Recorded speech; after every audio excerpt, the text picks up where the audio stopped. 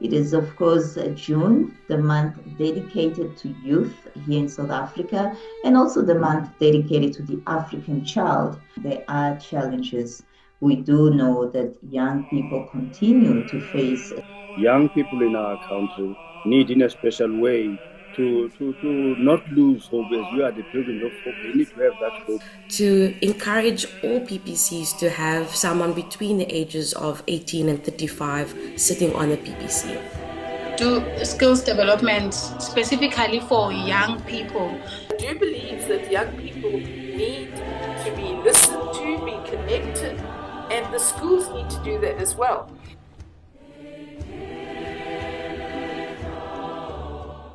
Well, thank you so much for joining us on this platform. And today we're talking all things exciting, interesting, challenging as well. It is, of course, June, the month dedicated to youth here in South Africa, and also the month dedicated to the African child. And so I thank you for joining us. I'm Shayla Bish, Communication Officer of the SACBC. So today we're talking about all things good with relations to young people and youth. It is a Jubilee year. We have a new Pope. The Church has a new Pope. There is a youth pilgrimage for the Jubilee year coming up in July. There's just so much excitement happening. But then at the same time, there are challenges. We do know that young people continue to face several challenges, especially when it comes to issues related to youth unemployment. We're looking at about 46 or 47% of our young people being unemployed. We also have issues related to drug abuse, substance abuse, alcoholism. We have issues such as teenage and children pregnancy, not forgetting access to quality basic education and tertiary education, which still continues to plague or to affect the African Black child. So there's quite a lot that we're going to be looking into during this conversation. So to look at all these different topics, all these factors that young people are faced with here in South Africa, in Southern Africa, I'm joined by the Liaison Bishop for Youth and Young Adults, Bishop Siphiwo Vanqa of Queenstown Diocese. We also have Anne Baker from the CIE. We have Dominique and Nomvuyo from the SACBC Youth Office. Dominique, of course, joining us all the way from Cape Town, and Nomvuyo from Eswatini. So thank you so much for joining us. Welcome. I think to start things off, Bishop, after listening to that introduction, what is your say to our young people? Good morning, Shala, and good morning, the listeners as well. Young people in our country, really, they need our accompaniment. They need our care. They need the church's understanding that they are the now of the church. Young people in our country need, in a special way, to not lose hope. As we are the pilgrims of hope, they need to have that hope, even if things are as bad as they are, as they look as well. Particularly, you talked about the the unemployment of the young people. In the Eastern Cape, I think we've got even more than 40-something, it could be 50-something to us. So we need to look at that and say to them, whilst it is tough, then let's try and devise other means other than being employed per se, that they can do something on their own. And that's going to need all of us. It can't be done by one person or by this department only. We need to talk with the priests, we need to talk to the dioceses, particularly those who are working with the youth. Thank you so much for that welcoming remarks, Bishop Siphiwo. So the theme for Youth Month this year is skills for the changing world, empowering youth for meaningful economic participation. But then in the church, as we're still observing the synodal implementation phase, the synod and synodality implementation phase, young people are encouraged to be more involved in the church, in the life of the church. And we know that young people are quite visible when it comes to the digital era. And I think this is where I would like to bring in Dominique and Nomvuyo just to talk to us about some of the challenges that young people still face, especially within the Catholic Church. What are some of the challenges that we face? We know the societal challenges, as I've mentioned in the beginning, but as young people in the Western Cape, young people in Eswatini, what are you faced with and how are you dealing as Catholic youth? Good morning, everyone, and thank you for having me. I think, especially within the Catholic Church, there's so much that we as parishioners can do to support our young people. We often encourage them, please join our ministries, but then we don't do what is needed to actually make them feel welcome, to make them feel heard in those spaces. So when we have meetings, when we have gatherings, do we really know what it means to journey with our young people, to truly make them feel heard? Do we make an effort to implement some of the ideas instead of saying, this is the way we've been doing things for 20, 30, 40 odd years, and so this is the way it must continue? How can we encourage them not only to have a seat at the table, but also to implement and really do some of the things that our young people are suggesting? So at the Archdiocese of Cape Town, we have altered our statutes, our PPC statutes, to encourage all PPCs to have someone between the ages of 18 and 35 sitting on the PPC. And this is still a journey that we are working on because our young people now have a platform to have a voice. Many of our priests have co-opted young people to sit on them, but young people also need to learn how to use their voice effectively. It's up to our PPC chairs and our leaders of our parishes to not have youth be the last thing on the agenda when everyone wants to go home. So how do we, one, encourage them to report and speak about the challenges and look at how we not only just expect them to solve it themselves, but how can we all come together to assist them where needed? And I think it really needs to change the perceptions that we have of young people. They're not just there to do the AV, to help with all of the computer and technologies and things like that. As much as young people are innovative and great at it, there's so much more potential than just that. It's not just to use their strength to set out chairs and set up for events, but they have so many skills and things to contribute to every aspect of parish life. So I feel that every ministry, every group needs to have representation of young people. And it takes everyone to help them feel welcome and engage with them. It might be challenging for people just to ask from the pulpit, please join us. It takes that one-on-one contact to welcome them and ask them, I see potential in you. Would you please join us? Or at least come and visit and see how it is, and then take it from there. But building those relationships with our young people, it's not what you say, it's how we make young people feel.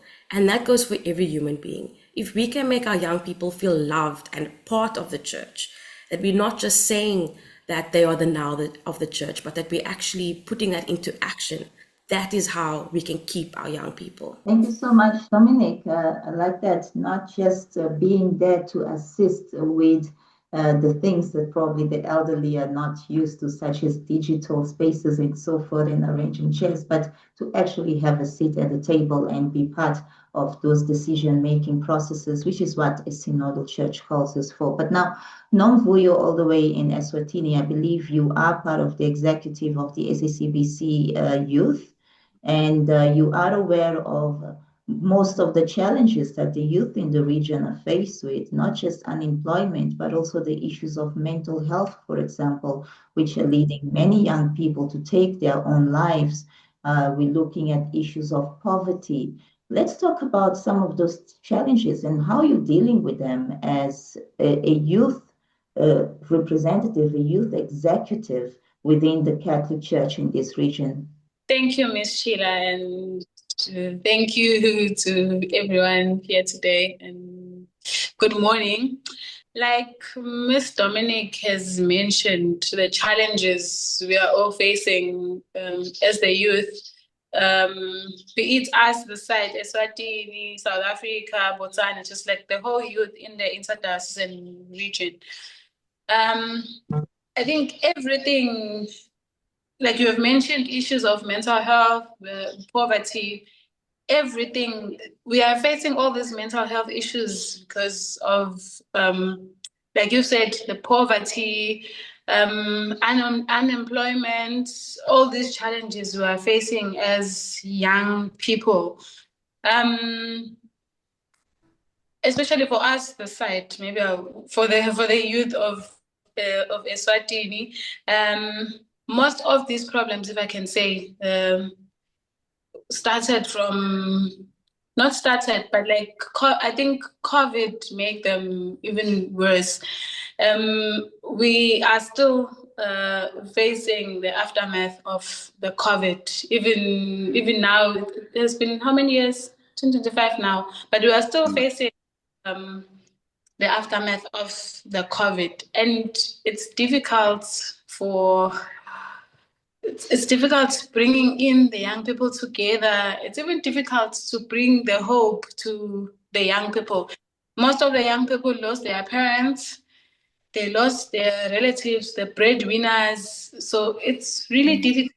And most of them did lose hope. We did lose some. They don't come to church because they don't even have the motivation to come to church because they feel like God has abandoned them. So they don't even have the motivation to come to church. So what we are doing as well is reaching out to all these young people, just trying to build this relationship. We've lost some, like some they got pregnant and now they've been hurt even at church. So now we're just trying to rebuild the relationships just so they can come back to church and make church a safe space for them. So this side, we do have programs. We have an activity for the year we call the Skills Festival. So basically what happens is that we are trying to do skills development specifically for young people. So it can be academics, it can be your own personal skills like music, baking, sewing. So now we gather all these young people, they get to showcase their skills, and then we invite companies and organizations that will help with the skill development, and that will also help with possible funding for the young people. Also, from that event, we then have we then make what can I say, a list, like a database. We make a database of the young people to say that okay, Nomvuyo has this type of skill or is employed as a teacher, so that when now there are opportunities, maybe there are teaching posts, there are nursing posts. It all starts with these young people. And we are aware that as the church, we do have like the education part of it, then the nursing, our hospitals and everything. So now first preference will now be given to these young people who are youth. Also, we do something like a graduation mass for the year. So now to update our database. So all those young people that have graduated that year, we then update our database to know that if now maybe there's an event even at church, or maybe there's, for example, let me say, maybe let's say there's an event, there's an activity at church. If there's someone from the young people who can cook, who can do deco, who can bake, the first preference will be given to those, the opportunity will be given to those young people. So then in that way, we are making the young people also be able to practice their own skills here at church before then going out to other people. So I think it has helped a whole lot of young people, because in that way as well, it is bringing hope that at least the church has not abandoned us. At least the church is seeing something in us, got trust in us that you can actually pull off whatever task that you have been given. It's good to see the church playing a key role in trying to promote vocations. I mean, not just vocations to religious life, but your own vocation in life, being entrepreneurship and so forth. So thank you for sharing that with us. But now I'd like us to look at the young children. We speak too much about teenage pregnancy, but these days we also find that it's young girls who are also experiencing pregnancy during school years, and this is actually statutory rape. We also look at the issues of bullying within schools, and we look at the fact that 30 years after democracy, the Black child, majority of the Black children still lack access to quality basic education. I hear so many parents, for example, complaining about the fact that Catholic schools are so good with education. However, majority of us cannot afford those fees because it's only the few elite that can afford to send their children to good quality Catholic schools. So I'd like to bring in Anne Baker to look at some of these things that I've just mentioned now, and what is the CIE doing to address this? Good day, everyone, and thank you very much, Sheila. I think you've just thrown a whole day's worth of discussion at me, but anyway, I think one of the issues we face, there's several. I think we're facing a lack of transition to new ways of learning. That's, I think, is a very big way. We are still teaching children the manner in which they were taught in the 19th century, in spite of everyone talking about the 21st century and all that sort of thing. So I think the children today are being stunted by a very old-fashioned education system. Not so much the curriculum, but the teachers. So we have a very disillusioned teaching cohort. And just to let everyone know, 2/3 of Catholic schools are actually public schools. And most of those are no-fee schools. Your bishop will know because he's got them in his diocese. But we also have to remember that we have a very small percentage of Catholics in South Africa. So there are less than 21% of Catholic children in Catholic schools. The majority of children in schools are not Catholic. But the big objective there would be to give people more of a Catholic worldview of being a person. Who is the person? What is the dignity of the person? And I think both the previous speakers have said that young people aren't listened to. They aren't given the opportunities. And in fact, they're living in another world.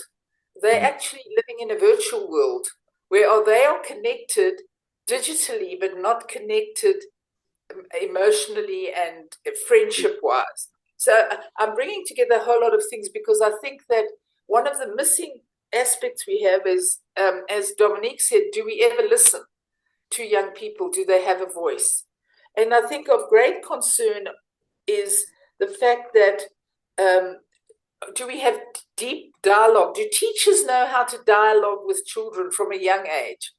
So we have a punishment system in the psyche of people, a very patriarchal system where I am older than you and you will listen to me, even though you may be wrong. And you may be leading me into wrongness, for want of a better word. So take young girls who are tempted by material possessions, by materialism, to become involved with older men.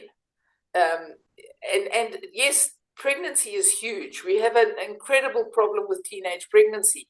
But where's the school? Where's the church's sexuality education? Either in the schools or in the parishes. We're so stuck with sexuality being, I don't know what. So I'm going to put that out there as something about teenage pregnancy. We've been working for years now trying to get sexuality guidelines going in our schools. But it's also what's happened is in this patriarchal society where women start to find their feet, the girl child is taking over. The girl child is taking over in the sense that the girls often recognize what they need to do to succeed. And boys are emotionally far younger than girls. I don't know if you know that, but boys don't emotionally mature, and if they do even emotionally mature, by 24. Whereas girls by 17, 18 are there. Yeah. So you have this big gap, and what are we doing to address that in schools? Are we looking at relationships in a very realistic way? And when I say relationships, I mean the relationships across the board. Where are the parents in our schools? Okay, we've just been running a parenting program in conjunction with, and I will come back to that, with our Building Peaceful Schools program. We're running it in the Northwest, and no boys attend with their parents. The girls come, the parents that are involved, it's the girls that come. Now, is it the mothers that are running it that bring the girls in? You know, you have to ask these questions. But are we keeping children safe? That's the question. So for us, child safeguarding is a major issue in the schools. And that is trying to prevent corporal punishment. Corporal punishment is alive and well and living in schools and homes in South Africa. And I'll go further than corporal punishment. Violence is there. And we know that schools become a microcosm of society. So what are we doing to build bridges? What are we doing to open the borders? Pope Leo is saying some very interesting things. It's very hard to keep up with him, actually, because Pope Francis had the Global Compact for Education and Laudato Si, and we know those. But how do we get those into our schools and parishes? You know, and I'm using parishes as well because Dominique and Nomvuyo have talked about that aspect of love. What do they ever? Are the young people ever welcomed to speak? And we do the same in the schools. You know, maybe a good school teaches dialogue well with learners, but what do we do when we say that matric is the be-all and end-all of everything? So they have all these extra lessons. They have all these camps that take them away from church, from home. When do they actually relax? Does that push them into relaxing in the wrong way? I'd love someone to do a study on that. By making them go to school on Saturdays, to go to school all holiday, are we putting a pressure on them? You know, we talked about mental health, but how healthy is it not to have good recreation? And do we do that in our parishes? Or is it all holy stuff? You know, I'm just throwing out a whole lot of ideas here because I do believe that young people need to be listened to, be connected, and the schools need to do that as well. You mentioned the unemployment rate. I think it's over 50%, Sheila, even in South Africa. I think overall it's over 50%. So what we do have are some skills centers where we try to provide skills for young people that have dropped out.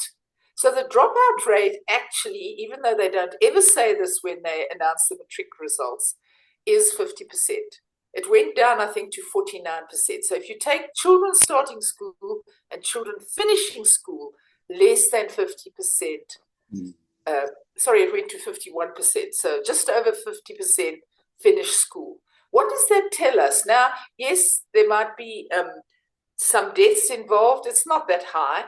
But the majority are somewhere we're dropping out. And is it because we just can't do what's expected of us? If you take the Catholic network as a microcosm, we only have 2 technical schools out of 320 schools.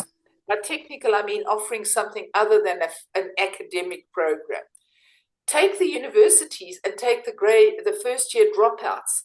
Everyone aspires to university. We don't help the people see there are other paths in life, you know, and we don't give them skills that will be needed. I mean, the scary thing about living in this century is that a whole lot of so-called jobs will not exist.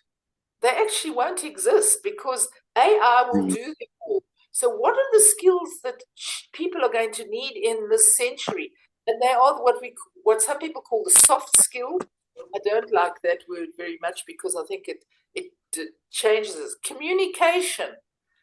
conflict management, critical thinking, just to name 3 of them. These are the things they need, especially in a digital world where so much misinformation is given. And that's what I really like about Pope Leo. One of the first things he said was, we must be careful of that. And in fact, that is something we have to look at for everyone. I mean, you have teachers that are believing what they're reading on social media. And there are people who are now on science.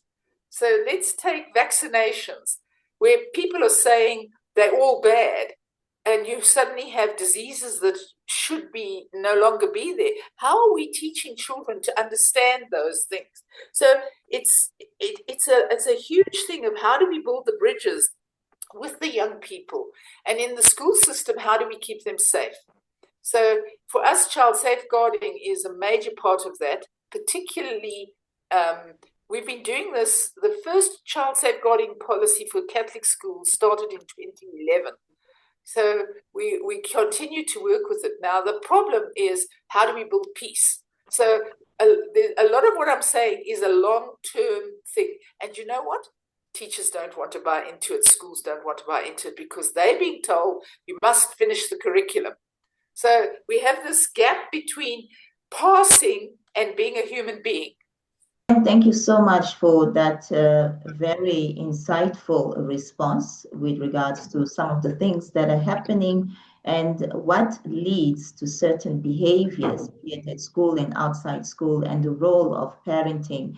And I think that's where we look at issues with regards to moral regeneration, for example, that is really not that visible within our country, within the region, and it's very much needed to see the role of parenting. But based on what has been shared so far, I'll just like to throw it back to our 2 young representatives as we slightly running out of time here. Based on what we've heard, the challenges not only for young adults, but also for children within school and youth.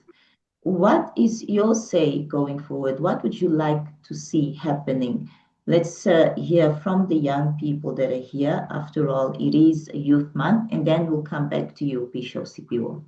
I think during this Youth Month, we can be reminded of our rights and our responsibilities, and that it's up to us as citizens, no matter what our age is, to stand up for them, to know that we have a voice, but also look at how we use that, whether it's in the school, in our church, and in our civil environment as citizens of this country.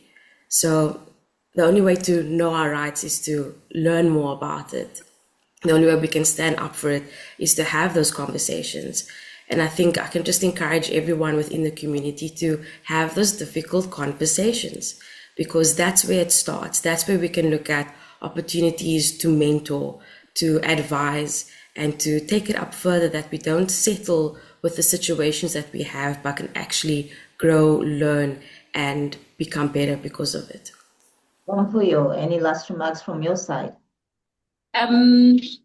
For these youth months specifically, I think it begins with us as young people.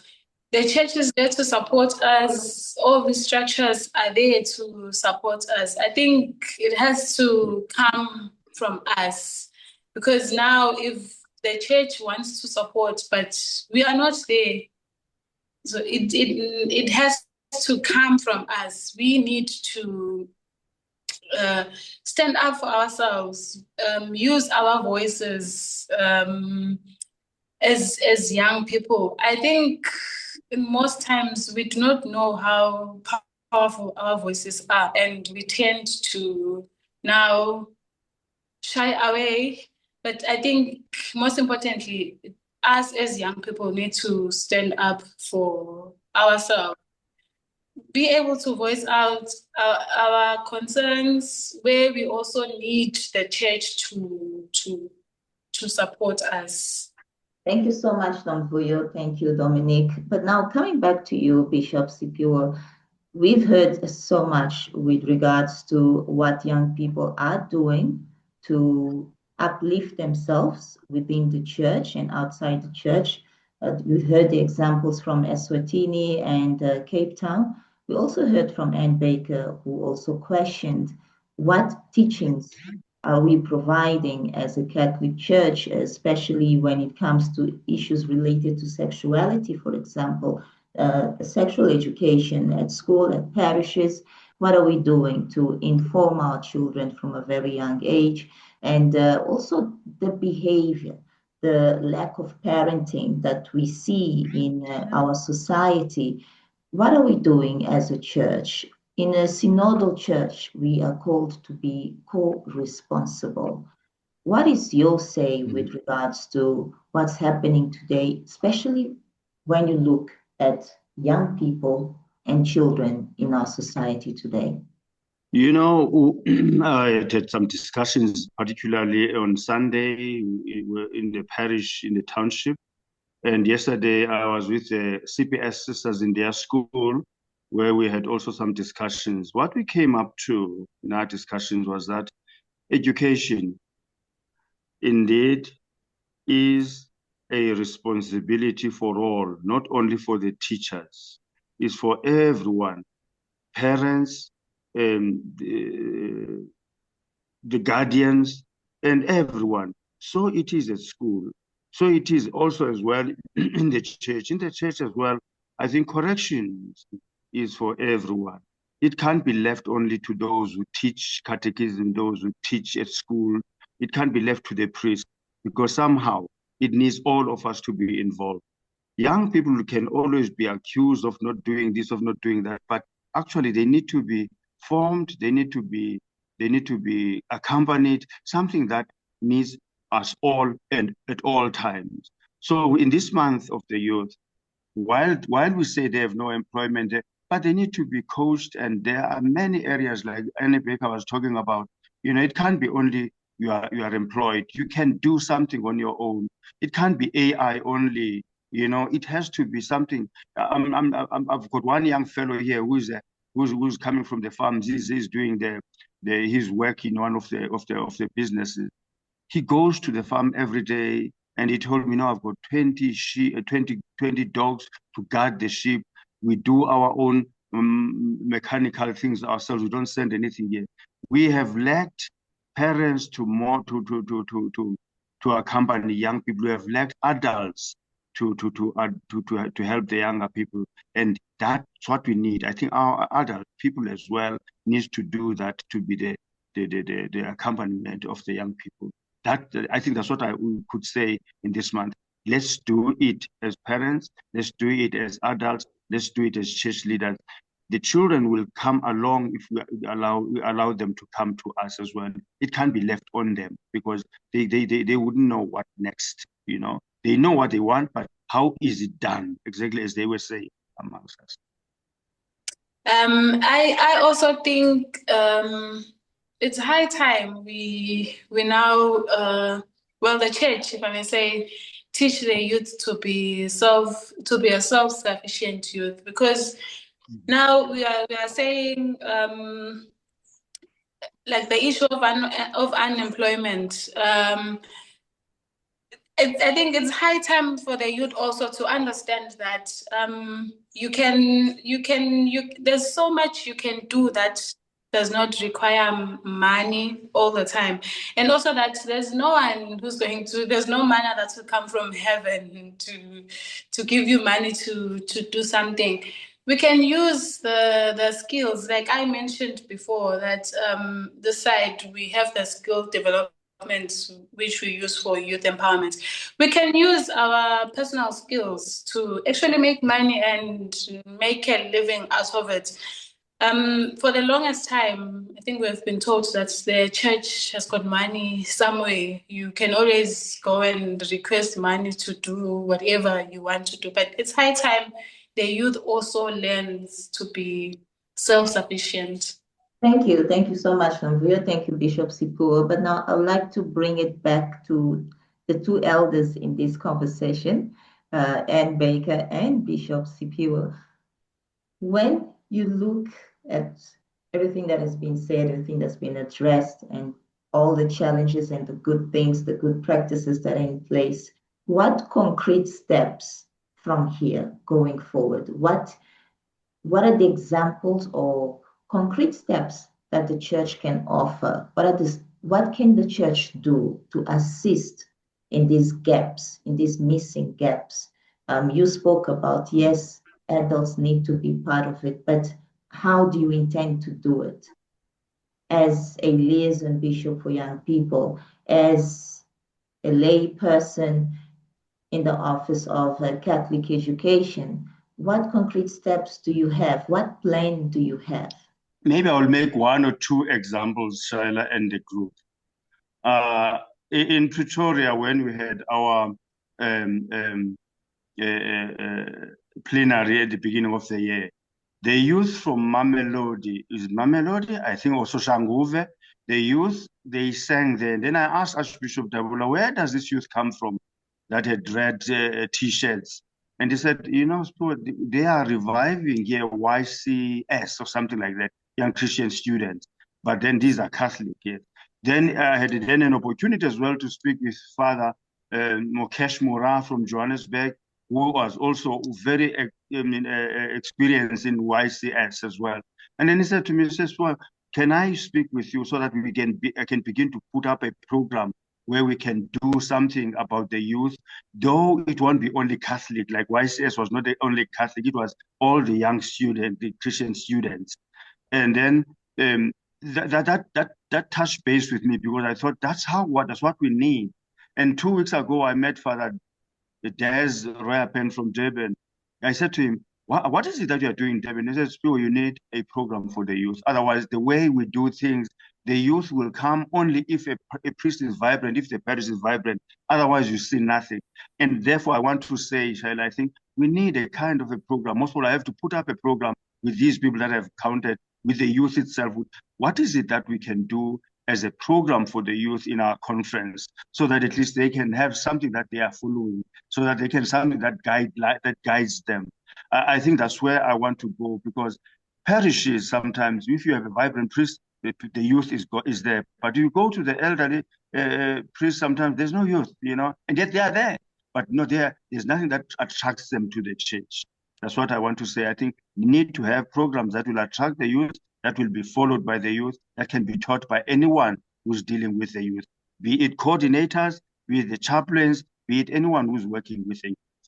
Yeah, I think that the skills for youth is very, very important. If they've dropped out of school, what do they become? Another statistics on the streets. So our skill centers really work hard to enable young people to get all sorts of skills, from front-end computing to bricklaying to plumbing. Even in AI, we're always going to need a plumber. So and the other one is carpentry and welding. These are very practical skills where young people can sometimes start a small business on their own in a township, or at least get a job as well in a company. So I think that we mustn't concentrate so much. I mean, basic education is vital, absolutely vital, but we also have to ask, what are we doing for those who've dropped out? And not what we're doing, what do we enable them to do? I'd rather say it that way, because I totally agree with what Nomvuyo just said about you can't sit back with your hand out your whole life, because you won't get anywhere. So we also even have a whole entrepreneurship course going at some of the skill centers, but not everybody is an entrepreneur. So we must be very careful of thinking it's the solution. There's a mindset of people who can start a business, but that you do need skills, and you need the good skills of being able to read and communicate and to do mathematics to a certain level. So I think we've just got to keep trying, and we have to support skill centers. We struggle to get enough money to keep the skill centers going. Don't forget, an out of work person doesn't have money to pay for a course. Just getting there, the transport to get to where they're going is a lot. So we have to change the mindset that it's not all about university. It's not. It's about, and our colleges went down in South Africa, which was also very harmful. But we also have to say, let's start more technical schools. But the church no longer puts money into education the way it used to. Bishop Siphiwo will acknowledge that the first thing a bishop did when he came to a new diocese was start a school, or get the sisters in to start a school. Well, we don't have the sisters anymore in the same way. And are we keeping education alive as a mission that actually gives a Catholic worldview? We've talked a lot about things, but what worldview do our young people have about themselves? How do they see themselves? How do they see other people? Do they see people created in the image and likeness of God? Which is, so that's where the respect comes from, and where the respect for myself comes from. So we've got a lot of co-teaching, for want of a better word. It's not just about education, it's about the development of the human person. Thank you. Thank you so much for those words, and thanks to all of you for joining us for this very interesting conversation with regards to young people, youth, young adults, their future, their present, and their participation and involvement in the life of the church and also in community at large as we celebrate June 16th in a couple of days, and of course, Youth Month here in South Africa and the month of the African Child. So thank you so much for joining us. Of course, the conversation continues. You are free to write your comments in the chat box and let us know your thoughts. But before I say my goodbyes, any last remarks, Bishop Siphiwo, after listening to that, especially the fact that we're living in an era where, we don't have those missionary sisters or a bishop that would come and create such opportunities by building schools and so forth. Any last remarks?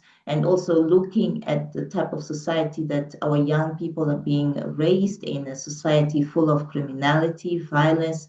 But then again, we know that as a church, we have to promote safeguarding policies and ensure that every child is given an opportunity to succeed.